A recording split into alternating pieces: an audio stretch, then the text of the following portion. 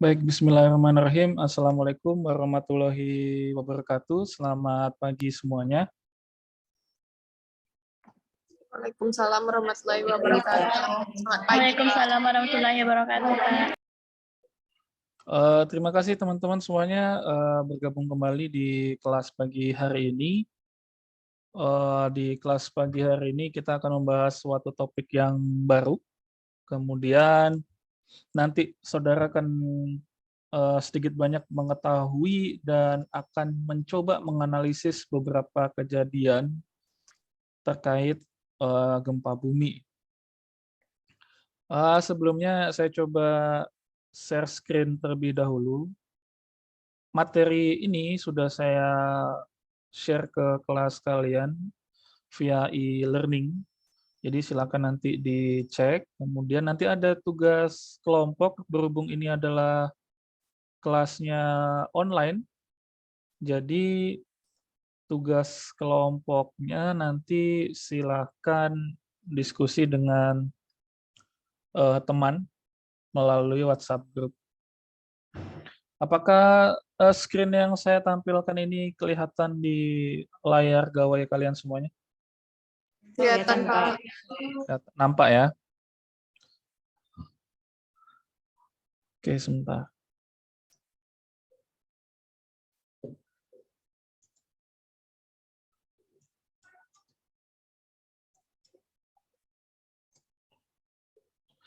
Baik, indikator pembelajaran pada pagi hari ini nanti saudara akan bisa memahami dari poin 1 sampai poin 5 terkait gempa bumi, sampai kita nanti mengetahui bagaimana adaptasi manusia ya terkait gempa bumi, karena sejarah kebudayaan manusia tidak lepas dari kondisi fisiknya gitu.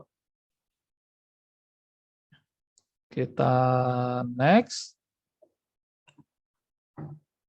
Kemudian ini adalah sebuah persepsi di awal ya, supaya saudara bisa mendapat gambaran di awal bagaimana gempa bumi dapat terjadi dan dia tergolong tenaga endogen atau eksogen.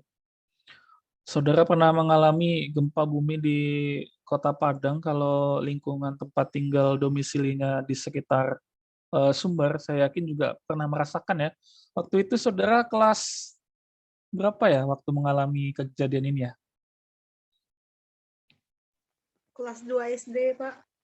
2 SD? Wow, mudah sekali, tidak jauh dari umur saya juga. Kelas 2 SD, sudah mengalami kejadian gempa bumi. Jadi pada waktu itu yang saudara rasakan seperti apa sih? Tadi yang menjawab Yona. Yona tinggal di mana ya? Di Pariaman, Pak. Di Pariaman, dekat epicentrum berarti ya. Waktu itu gimana rasanya ketika diguncang gempa bumi? Ada yang masih ingat nggak? Masih ingat, Pak. Kejadiannya Gimana? sore. Terus? Jadi banyak rumah orang semuanya banyak yang runtuh, Pak. Jarang yang nggak ada yang runtuh gitu. Oh gitu. Terus tetangga atau lingkungan sekitar Yona gimana? Yang mungkin ada yang panik, mungkin menyelamatkan dirinya, bagaimana waktu itu? Ya, semua orang waktu itu keluar dan ada juga yang bahunya tertimpa tembok. Dan Tapi alhamdulillah selamat. Dan Yona melihat itu dengan mata Yona sendiri? Kalau yang tertimpa tembok saya nggak lihat langsung, Pak. Tapi tetangga saya ada. Wah, ya itu. Mungkin kalau Yona masih kecil dan melihat sendiri, mungkin agak bisa menimbulkan traumatik juga ya. Jadi efek gempa bumi itu ternyata nggak hanya di fisiknya juga, tapi juga di sosial, bahkan bisa juga menimbulkan traumatik ya gitu ya. Kita lanjut lagi. Ini adalah beberapa contoh lempeng yang ada di dunia. Saudara pernah mempelajari ini di submateri sebelumnya, yakni terkait deformasi tektonik. Saudara sudah belajar terkait apungan benua, kemudian sampai tektonik lempeng. Lempeng-lempeng inilah yang menyebabkan salah satunya adalah gempa bumi. Setelah melihat peta dunia, kita coba lihat di peta Indonesia. Ada berapa lempeng yang saudara tahu yang membentuk atau mempengaruhi kepulauan di Indonesia? Silakan coba dijawab, berpendapat. Jangan takut salah, langsung saja.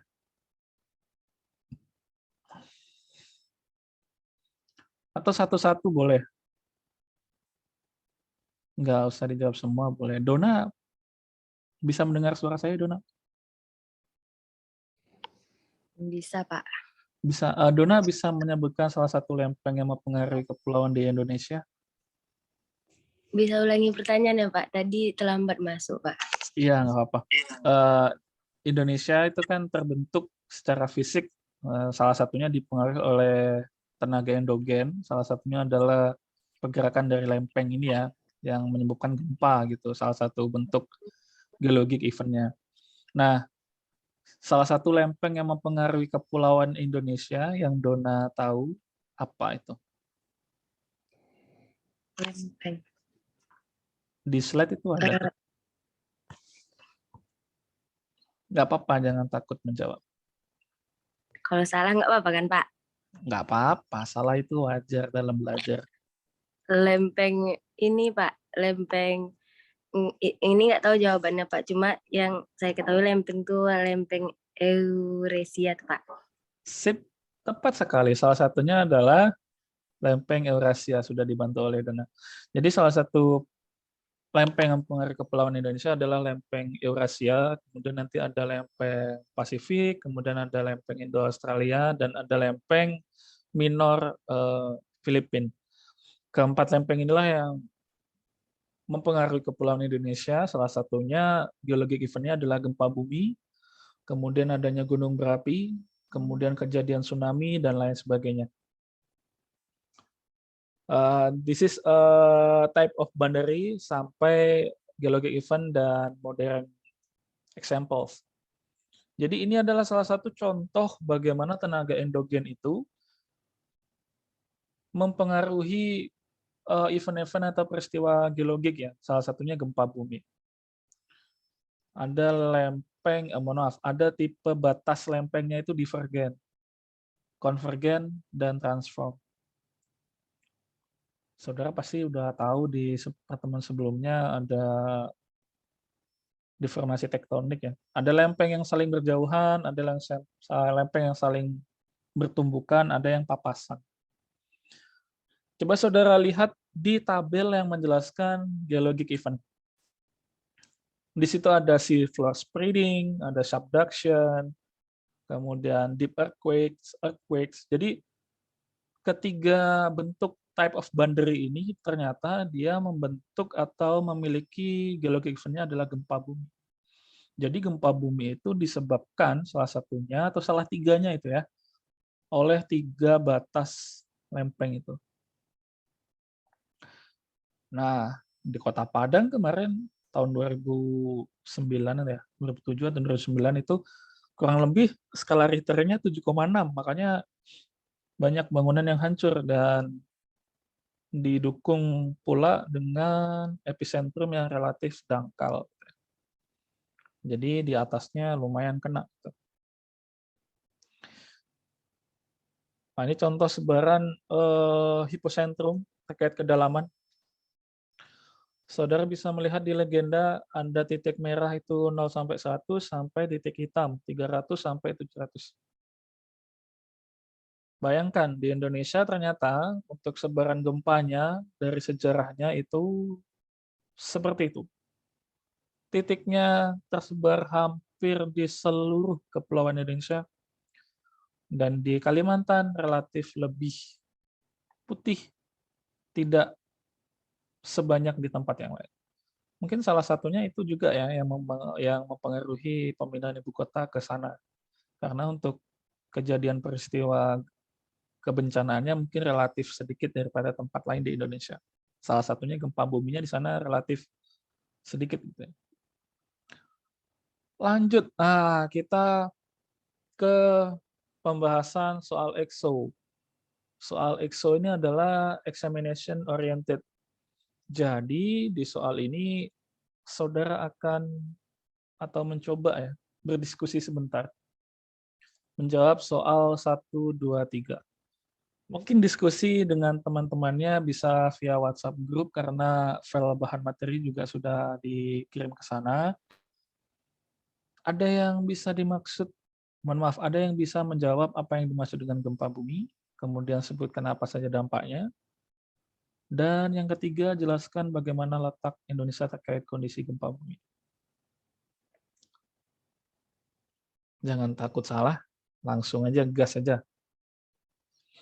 Izin menjawab, Pak. Boleh, Yona. Yang nomor berapa? Jawab nomor berapa dulu. Oke, saya akan mencoba menjawab yang pertama. Apa yang dimaksud dengan gempa bumi? Oke. Gempa bumi itu adalah proses bergeraknya bumi yang disebabkan bisa jadi karena proses tektonik, bisa juga karena kegiatan vulkanik, bisa juga karena kegiatan runtuhan gedung gitu. Nah, kalau yang dari tektonik ini, itu karena adanya pergerakan lempeng di bagian bawah bumi.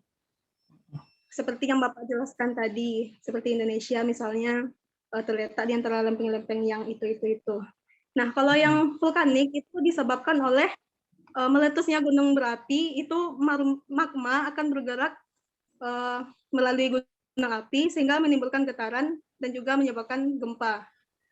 Dan yang ketiga tadi, yang ada juga disebabkan oleh reruntuhan bangunan seperti gedung misalnya. Itu, Pak.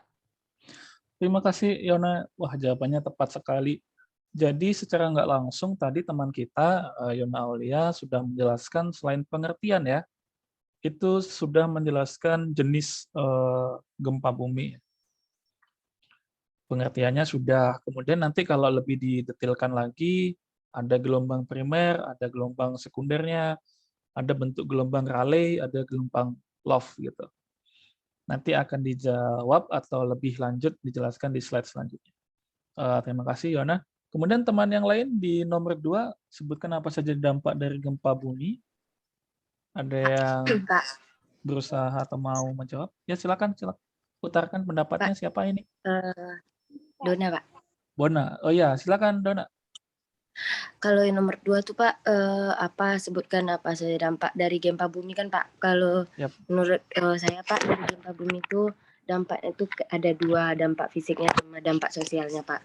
Kalau dampak fisiknya tuh kayak terjadi gempa bumi itu bisa menyebabkan kerusakan fasilitas, terus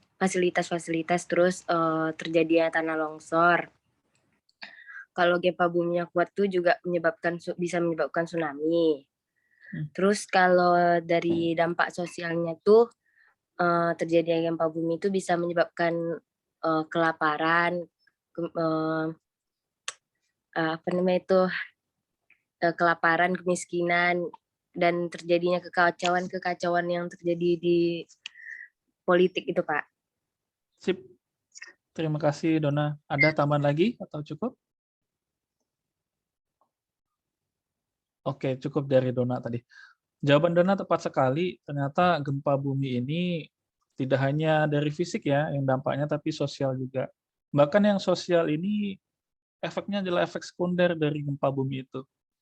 Tadi ada kemiskinan. Mengapa jadi miskin? Karena mungkin ya lahan pertaniannya rusak, pencahariannya terganggu. Yang kedua mungkin juga traumatik melihat banyak warga yang tertimpa gedung, pohon, dan segala macam, itu pasti akan membekas di memori ya, di ingatan. Kemudian gempa bumi bisa juga disebabkan oleh aktivitas manusia yang terkait ledakan. Salah satunya bom nuklir, itu pasti bergetar. Selanjutnya, di nomor 3, ada yang mau berpendapat untuk soal yang nomor 3, letak Indonesia dan kondisi gempa bumi? Izin jawab, Pak. Boleh, silakan Angel. Kalau berdasarkan letak itu dan skala letak Indonesia yang dikelilingi oleh gunung api atau ring of fire. Nah, banyak titik-titik gunung api yang menyebabkan Indonesia sering mengalami gempa. Terus pengapitan Indonesia di antara lempeng-lempeng, Pak. Lempeng samudra dan lempeng benua. Oke, terima kasih Angel, jawabannya bagus sekali. Jadi letak Indonesia kalau dilihat dari peta sebelumnya sudah tergambarkan ya bagaimana sebaran titik-titik kondisi gempa buminya. Kemudian kalau dilihat dari sebaran lempengnya, Indonesia tadi juga sudah terlihat lempeng mana saja yang mempengaruhi kepulauan di Indonesia. Jadi jangan heran kalau semisal di Indonesia ini untuk kejadian gempa bumi itu relatif sangat banyak. Jadi seperti itu. Kita lanjutkan lagi ke slide selanjutnya. Nah, kemudian ini adalah bagaimana kita dalam bertindak ya ketika gempa bumi. Yang pertama, ini yang sangat mudah berlindung di tempat lapang. Jadi saudara harus menghindari daerah yang tinggi, yang sekaligus menjawab yang kedua ya, benda seperti bangunan, listrik, pohon besar, itu dihindari. Kemudian lindungi kepala dan bersembunyi di kolong meja atau kasur. Kalau semisal saudara berada di rumah atau di gedung, silakan saudara pikirkan di mana struktur bangunan terkuat di rumah atau bangunan itu. Semisal contoh struktur terkuat biasanya di pojok bangunan, karena di situ ada besi bertulangnya. Kemudian ambil meja atau tempat ya yang bisa untuk melindungi kepala kita. Kita berlindung di situ sementara itu ya. Jangan panik dan segera mengambil tindakan atau keputusan. Contohnya ketika terjadi gempa besar, kemudian rasanya ini membahayakan kalau kita masih di pesisir ya. Ya silakan langsung mencari tempat yang tinggi. Di gedung-gedung pemerintahan sekarang itu sudah mulai dicanangkan gedungnya ini harus tahan gempa dan di atas gedung itu disediakan tempat untuk shelter. Kalau misalnya sewaktu-waktu ada bencana tsunami, shelternya inilah yang dimanfaatkan. Bahkan di beberapa tempat atau gedung di Indonesia sudah dilengkapi oleh helipad.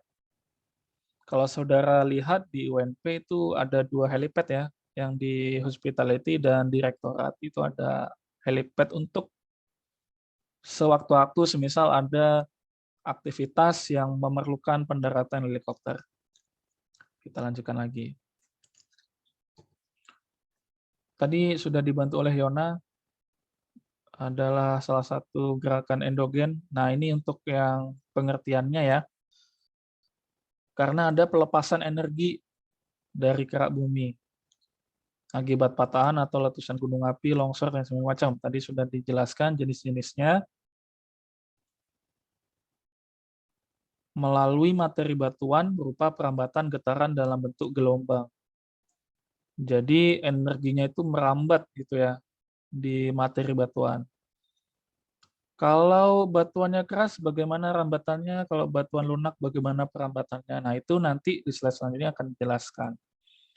Salah satu contoh peristiwanya adalah bagaimana terjadinya gempa di Palu pada tahun-tahun yang lalu. Di lokasi tertentu rumahnya sangat hancur dikarenakan tanahnya itu ternyata tanah yang relatif lunak dari liat dan pasir. Nah, kalau strukturnya batuan di bawahnya seperti itu, ya otomatis nanti penerimaan energinya akan berbeda dengan batuan yang sifatnya bedrock atau keras. Ya. Nah, ini adalah proses gempanya, ada gelombang P dan S. Ada gelombang Raleigh dan Love atau gelombang cinta di situ. Kedua gelombang ini sifatnya beda ya. Ada yang atas bawah, ada yang kanan kiri.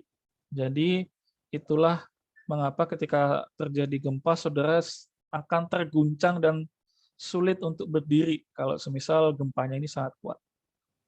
Karena saudara diguncang ke atas ke bawah, kemudian diguncang pula dari kanan ke kiri. Jadi seperti segala arah gitu ya. Sama seperti saudara menjatuhkan benda ke dalam air, kemudian terjadilah gelombang seperti itu, merambat seperti itu. Nah, ini tetapi terjadinya di darat gitu ya.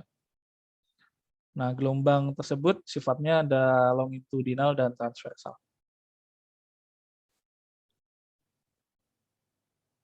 Nah, ini adalah contoh gerakan gelombangnya. Ada P wave atau primer wave, secondary wave.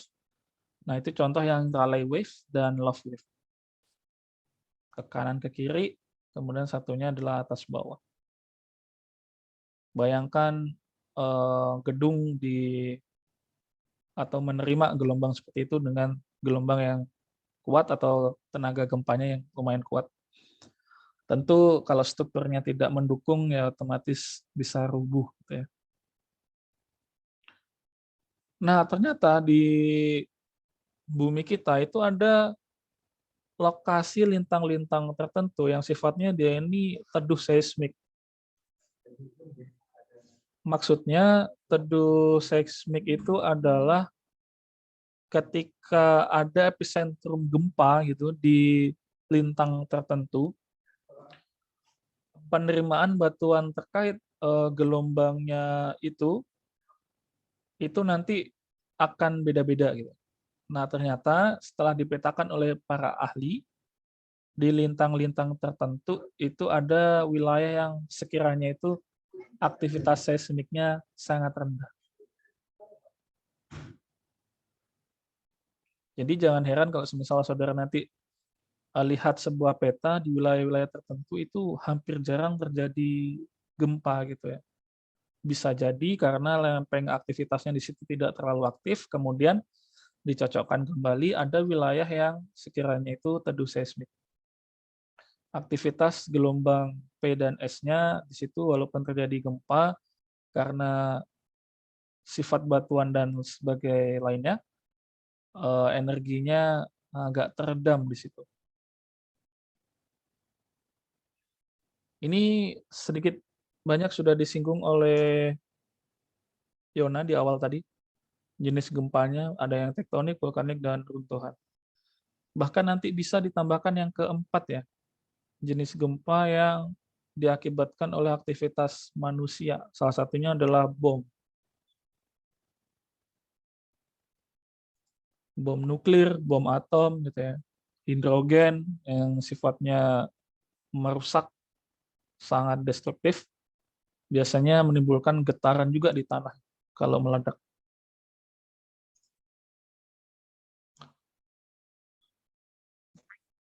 Kemudian ini klasifikasi gempa berdasarkan penyebabnya, ada yang tektonik, vulkanik, terban atau runtuhan. Kita coba lihat di sketsa ini. Yang dijelaskan oleh Rima tadi sudah pas, tepat.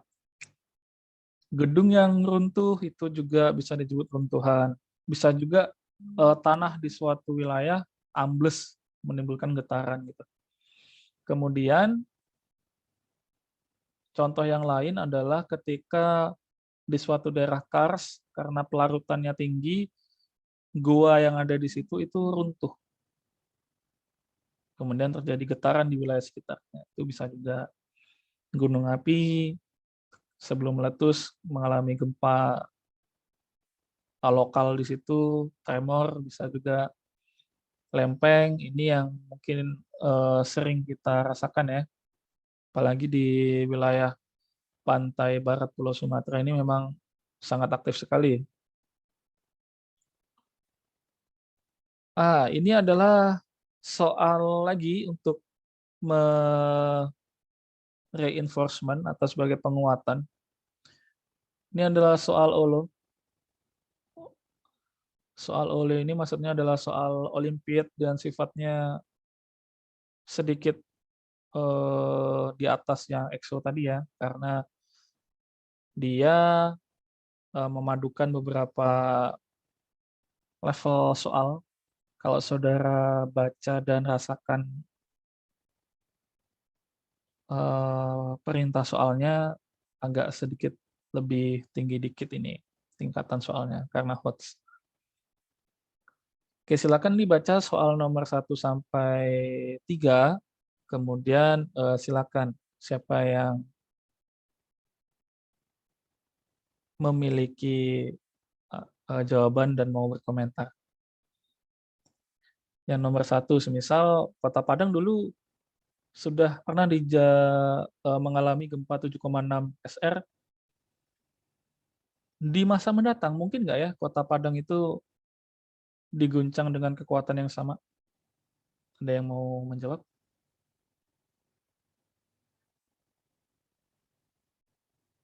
Salah nggak apa-apa ya. Jadi santai aja kalau salah. Silakan berdiskusi sebentar, kemudian silakan. Pak, untuk menjawab 3 buah soal ini harus menggunakan sumber ya Pak? Atau boleh pendapat pribadi Pak? Boleh pendapat pribadi, salah nggak apa-apa. Boleh pendapat pribadi. Yona mau mencoba yang mana? Nomor 1? Nomor 1 Pak. Boleh, silakan. Mungkin saja pada masa yang akan datang akan bisa terjadi lagi gempa dengan kekuatan yang sama. Karena apa? Karena posisi Kota Padang masih berada di atas lempeng yang sama. Dan mungkin saja arah pergerakannya juga sama. Seperti itu, Pak. Oke, terima kasih Yona. Jawabannya pas sekali, tepat. Dan bisa ditambahkan nanti jawaban Yona. Jadi gempa ini pada zaman modern seperti ini belum bisa diprediksi di mana dan kapan dia akan datang. Akan tetapi bisa kita pelajari bahwa sejarah gempanya dulu seperti apa. Kalau di sejarahnya pernah 7,6 skala Richter, ya bukan tidak mungkin di masa depan itu bisa saja terjadi dengan kekuatan yang sama atau bahkan mungkin lebih. Seperti itu. Apalagi gempa di bawah 7,6 skala Richter. Mungkin saja terjadi gitu ya. 7,6 aja mampu ya gitu ya. Jadi simpulannya mungkin dilihat dari sejarahnya, akan tetapi untuk kapan dan di mana terjadinya untuk di dunia modern pada sampai saat ini itu belum bisa diprediksi gitu ya. Hanya kita bisa melihat sejarah kejadiannya. Terima kasih Yona. Lanjut ke soal nomor 2, silakan. Oke, waktunya kurang 10 menit ya, mungkin agak cepat sedikit. Izin Pak, nanti coba Pak. Silakan. Kalau yang ini baca, kalau dari jurnal ada Pak, kemungkinan jadi karena pernah ini baca yang Kota Padang terancam terjang gempa 8,9 itu disusul dengan tsunami 10 meter sejauh meter. Kalau menurut Indri disimpulkan menurut Indri ya Pak, mungkin Pak terjadi, tapi waktunya kurang tahu sih Pak. Oke, sip. Terima kasih Indri. Sangat tepat sekali. Dilihat dari sejarahnya dengan kekuatan 7,6, kemudian di sejarah di Mentawai pernah juga ditemukan kejadian tsunami, sangat mungkin ya berpotensi tsunami. Bahkan saat ini di bypass, bahkan menjelang dekat bypass itu ada rambu-rambu yang dituliskan Anda berada di zona selamat tsunami. Jadi pemerintah sudah aware terkait gempa bumi ini dan potensi tsunami. Jadi lempeng yang ada di barat Pulau Sumatera ini, khususnya di wilayah kita, kalau dipelajari dari gempanya itu memiliki potensi untuk ke situ gitu ya. Oke. Kemudian kita refleksi sebentar. Jadi tadi kita sudah belajar terkait gempa bumi, mulai dari pengertian, kemudian ada jenisnya, penyebab, dampak, dan bagaimana manusia bertindak ketika terjadi dengan gempa bumi dengan model pembelajaran Exo-Olo.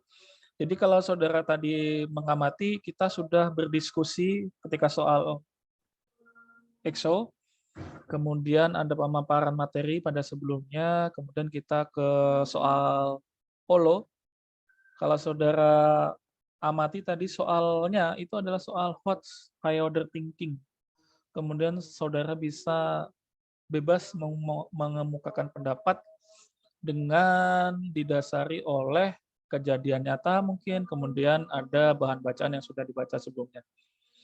Baik, mungkin ada yang mau menanggapi dan berpendapat apa satu hal positif yang bisa diambil oleh model pembelajaran ini, kemudian satu hal yang perlu dibenahi, dan yang ketiga adalah saran untuk pembelajaran di pertemuan ke depan. Ada yang mau berpendapat?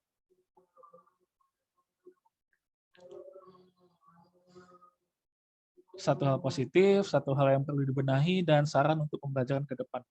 Nggak apa-apa, jangan takut salah, open aja ini.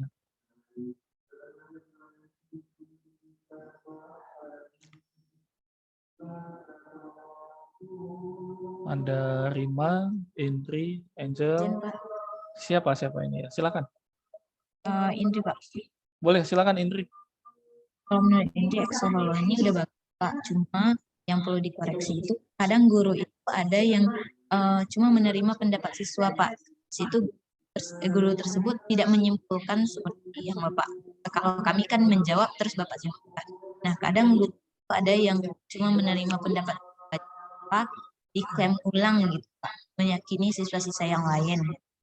Sekian, Pak. Baik, untuk saran ke depan bagaimana, Indri? Saran ke depan gimana maksudnya, Pak? Saran untuk pembelajaran ke depan supaya lebih baik lagi? Lebih baik lagi. Mungkin untuk Bapak gurunya atau pembelajaran ini?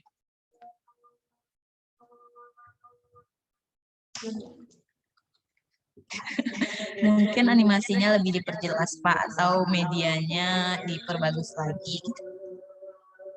Oke, terima kasih untuk Indri. Ada teman yang lain ingin menambahkan satu hal positif, kemudian satu hal yang rasanya perlu diperbaiki, dan saran untuk pembelajaran dengan model EXO ke depan? Satu lagi mungkin dari teman-teman. Mayang, Dona, Dea, Kosiatul, atau siapa yang ingin berkomentar? Nggak apa-apa, jangan takut di apa-apain ya, open aja ini ya, open pendapat dari teman-teman mahasiswa semua.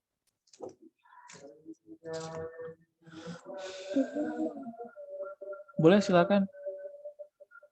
Menurut saya ini dampak positif negatifnya kan kalau di metode belajar seperti ini siswa yang memberikan pendapat, Pak. Takutnya siswa yang yang aktif itu semakin aktif, dan siswa yang pemalu akan semakin pemalu. Oke, untuk saran ke depan bagaimana, Yona? Untuk pembelajaran. Gurunya lebih memperhatikan siapa yang sudah berbicara dan siapa yang belum berbicara. Jadi semuanya mendapat bagian, semuanya. Jadi sama-sama maju gitu, Pak. Oke, saran yang cukup bagus sekali. Terima kasih teman-teman semuanya. Jadi di pembelajaran kali ini saudara bisa aktif berpendapat, bisa aktif berdiskusi, kemudian mengemukakan saran dan lain sebagainya. Kemudian di pertemuan selanjutnya akan dilanjutkan dengan topik yang berbeda. Nanti silakan dipantengin e-learning-nya. Mungkin cukup sekian dari saya. Terima kasih teman-teman mahasiswa semuanya.